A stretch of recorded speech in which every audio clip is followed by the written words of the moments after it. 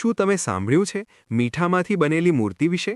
જાણો લુણાવાડાના સ્વયંભૂ ગણપતિ દાદાનો મહિમા, જ્યાં ચરણામૃતમાં પણ મળે છે ખારાશનો અહેસાસ. નમસ્કાર, આપ જોઈ રહ્યા છો અડીખમ ગુજરાત. વાત કરીએ શ્રદ્ધા અને ચમત્કારના અનોખા સંગમની. મહીસાગર જિલ્લાના લુણાવાડામાં એક એવું મંદિર આવેલું છે જે માત્ર લુણાવાડા જ નહીં પણ સમગ્ર પંથકમાં આસ્થાનું કેન્દ્ર છે. આપણે વાત કરી રહ્યા છીએ પીપળી બજારમાં બિરાજમાન મીઠા ગણેશની. આજે મહાસૂદ ચોથ એટલે કે ગણેશ જયંતીના પાવન અવસરે અહીં ભક્તિનો માહોલ જામ્યો છે. આવો જોઈએ આ વિશેષ અહેવાલ. લુણાવાડાનું પીપળી બજાર આજે ગણપતિ બાપ્પા મોરિયાના નાદથી ગુંજી ઉઠ્યું છે. આ છે આશરે 100 વર્ષથી પણ વધુ પ્રાચીન મીઠા ગણેશનું મંદિર. આ મંદિરની વિશેષતા એ છે કે અહીં બિરાજમાન ગણપતિ દાદા સ્વયંભૂ છે અને તેમની મૂર્તિ મીઠા એટલે કે સોલ્ટમાંથી બનેલી છે.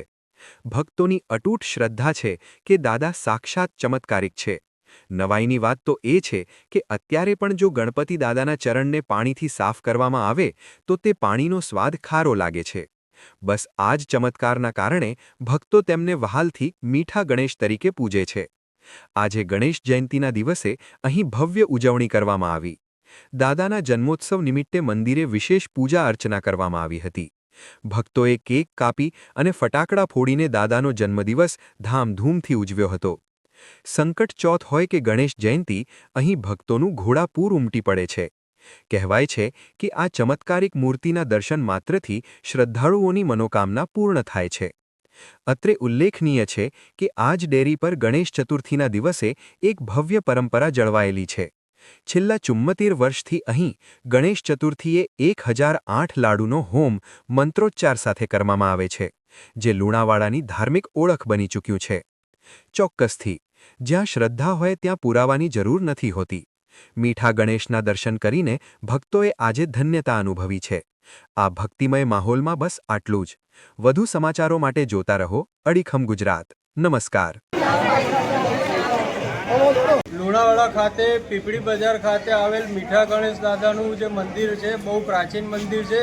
મીઠા ગણપતિ દાદા એટલે એમને સ્વયંભૂ મીઠાના ગણપતિ દાદા છે. તમે જળ ચડાવીને પીશો તો પણ સારું લાગશે. છેલ્લા 74 વર્ષથી આ મીઠા ગણપતિ દાદાના મંદિરે ભાદરવા સુદ ચોથના દિવસે 1008 લાડુનો અથર્વશીર્ષ સાથે હવન કરવામાં આવે છે અને મહાસુદ ચોથના દિવસે દાદાનો જન્મદિવસ ખૂબ જ ધામધૂમથી સર્વ ભક્તજનોની હાજરીમાં ખૂબ જ ધામધૂમથી ફટાકડા ફોડીને કેક કાપીને ઉજવવામાં આવે છે. અને આજુબાજુ રહેતા રહીશો અને અહીંયા રહેતા ભક્તોનો પણ ખૂબ જ મોટી સંખ્યામાં સાથ સહકાર રહેલ છે અને ખૂબ જ મોટો ફાળો રહેલો છે આ પ્રસંગમાં.